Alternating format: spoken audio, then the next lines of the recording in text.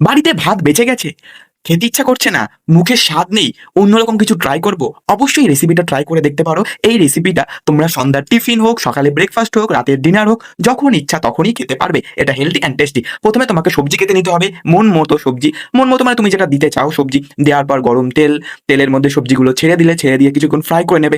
প্রথমে বলে রাখি, এই রাইসটা বা এটা যেভাবে আমরা রান্না করতে চলেছি বা রেসিপিটা হচ্ছে একটা মেক্সিকান ডিশ। এটাকে আমার মা ইন্ডিয়ান ভাবে কাস্টমাইজ করা। তারপরে এক এক করে সব সবজি তোমরা ভেজে নেবে, ভালো করে ভাজবে, মানে একটু লাল লাল হয়ে যাবে, মানে ফ্রাই করার পর যেরকম হয় সেরকম করে ভেজে নেবে।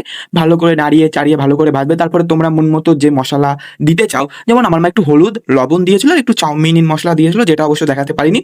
তারপরে ভাত অ্যাড করে দাও, যেটুকু ভাত তোমরা অ্যাড করতে চাও, তো সেই অনুযায়ী কিন্তু লবণ মশলা দিও।